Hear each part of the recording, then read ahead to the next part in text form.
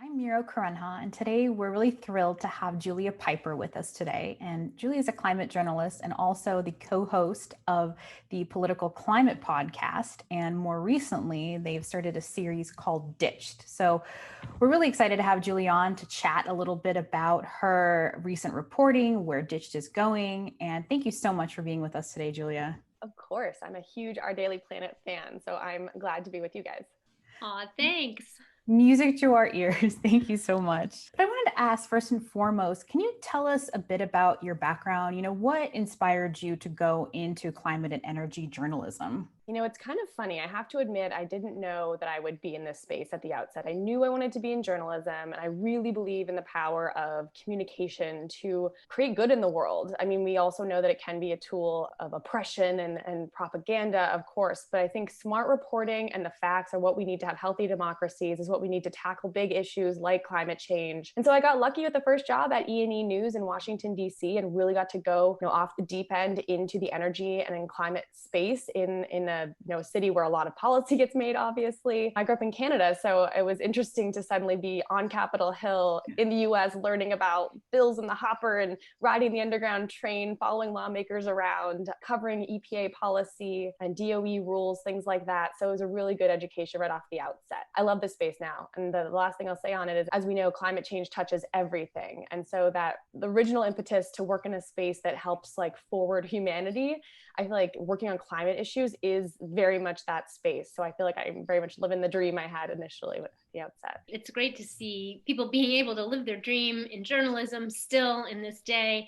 And E&E News, I can't say enough great things about the way they cover government and this topic for years and years and years. So that was a great place to get your start. But now we see lots of journalists starting to cover this. I think they're all trying to figure out what's the right angle on climate, because a lot of them didn't grow up, in these issues and don't know them as well. So how do you think the media writ large is doing at covering climate change now, particularly, we see it in debates and on the pages of newspapers more and more. Where can they do better, and how are they doing so far? Yeah, I think it's a really split story depending on who you're talking about, because there are, specific sites like E&E News, which is really for professionals, and Green Tech Media, where I wrote next after E&E, and they cover the energy transition. But again, it's for sort of the wonk audience. And let's be clear, that audience is pretty big because it's a huge industry, energy, and the energy transition is large. But yeah, I think that really starts to fall apart at the mainstream media level. And really when it comes to cable news, I think the papers have done a lot better jobs. You are seeing Justin Warland at Time, I think, has a new newsletter out on climate. The Atlantic, Axios covers this. So we're seeing the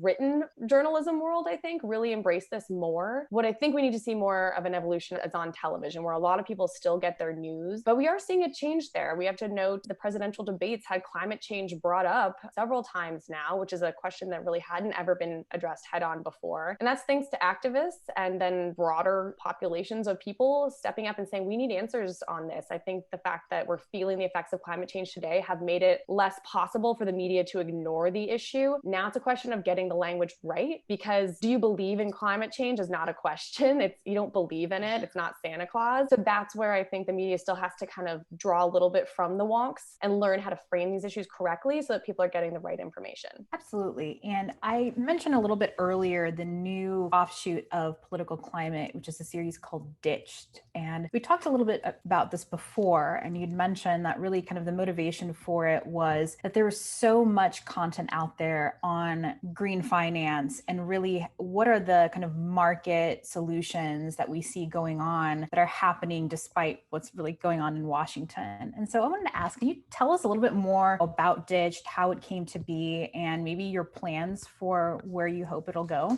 Yeah, thanks for asking about that. So I worked for these companies and ended up getting lucky and starting the Political Climate podcast with support from the University of Southern California's Schwarzenegger Institute. And that's been an amazing platform to cover the things that I've always wanted to cover, really go deep on the politics of the moment. I have a Democrat and Republican co-host, so we really tried to expand the Overton window on these issues. It can be tricky. You don't want to do balance as bias and give voice voice to issues and to points that are not rooted in fact, but we're really careful not to do that. And we really hash out the politics of the moment. That said, there's this whole other thread, as you just noted, of content that I kept seeing on my radar about the financial world, about businesses. And we've seen like the corporates, like the Apples and the Googles of the world, like buy solar, but there's this whole other realm of just banks, insurers, pension funds, university endowments, these big investors, and how they are moving their money around to account for climate risk and out of fossil fuels and into clean energy. So that's what Ditched is all about. It's a sub-series we're doing as part of Political Climate. I'm hosting it on my own with a bunch of expert guests. So we've done, I think,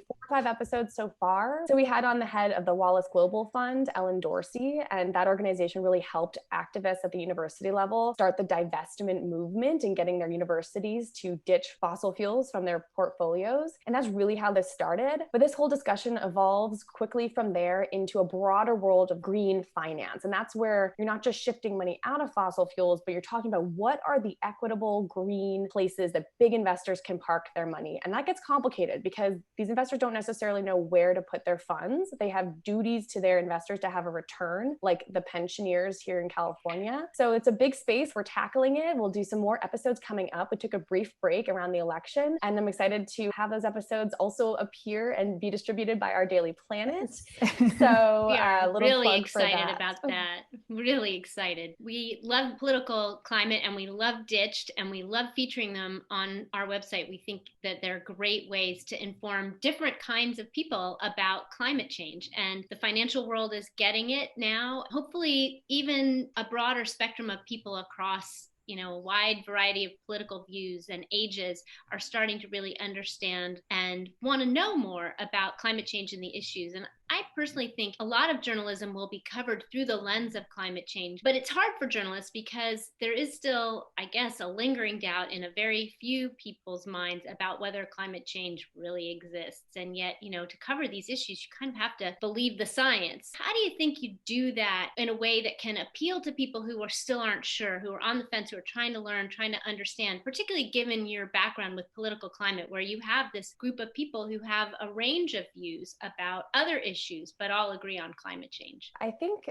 there are 2 pieces to this. I do think the finance story we're just talking about with Ditched is compelling because these are Wall Street people. These are really everyone, actually. Everyone has a bank account, or a lot of people do. Most people do. And so what happens with your dollars is a big part of the climate story, both, as the individual consumers, then at the company levels. That's a way that resonates across the political spectrum. Everyone's usually interested in following the money. The other element is just human stories. I come from the B2B business journalism world, but increasingly through the Political Climate podcast, we've had a chance just to speak with Americans and even some people in other parts of the world about how are they being affected by climate change, or what are the opportunities that they see, or let's talk about the environmental justice issues that have existed for a very long time. They're now getting the news coverage that they need, and they still need more. So those human elements to this, I think, peel back some of the controversy, and you're just talking about a human life at this point, and I think that starts to resonate. The tricky part is it does become politicized, depending on what part of media you're talking about. There's misinformation out there. There are active campaigns to sow doubt around these issues, and so you really have to find resources that you trust in the media, because it's a fractured landscape right now. People can find news that they like that affirms their beliefs almost anywhere, so combating that and making sure the right information gets out is really paramount, I think, today. Absolutely. I think fighting that echo chamber, it was a lot of our motivation for starting Our Daily Planet and bringing, a lot of different components of the environmental world to one place where we can all see what ideas are out there and really understand the facts. How do you think we get TV journalists to cover this more? There's a ton of TV journalists who cover the stock market and the financial world. I'm with you. I think we won't reach that broader audience until we get on television more. And it was great that Kristen Welker asked the question. Chris Wallace did the same in the first debate. I'm just curious, what do you think the prognosis is for that? And what can we do, maybe all of us together, to try and raise that ambition to get on television, talk about these issues more? It's a bit of perhaps a chicken and the egg situation, because I think the networks want to know that people want to hear about this issue, but then you got to build the audience that wants to hear about the issue. But I do think we're at a tipping point on that. And I really think whatever you make of their policies or whatever, the youth climate activists have put this on the map in a way that I think has resulted in television coverage. But then I think it's more targeted. You have to reach out to the producers. It's the people behind the scenes that determine stories and things like that. So making sure that those connections are getting made, sharing the data in an accessible way. And that is why our Daily Planet is so great. Political climate, we try to do this too, but you do have to tap into like, what are the issues that are already out there? And an overwhelming amount of data is not going to inspire anyone. You do, I think, really need to tell human stories. You need to put this in the context and understand where people are at and help deliver that information to the people making decisions on TV. And then there's a chance. And it is happening, but there needs to be more. Hopefully we can be a part of that push, and for all of our readers watching today. And Julia, before we go, can you tell our readers where they can find you and Political Climate and Ditched? So we have our website, politicalclimatepodcast.com. You can find out a little bit more about the podcast there. And if you head over to the episodes tab, you will find all of our shows, and you can hit subscribe on any podcasting platform pretty much at the top of our page there. We are on Apple Podcasts, Spotify, Stitcher. And of course, you can look out for our posts on our Daily Planet and listen to the full episode from there. And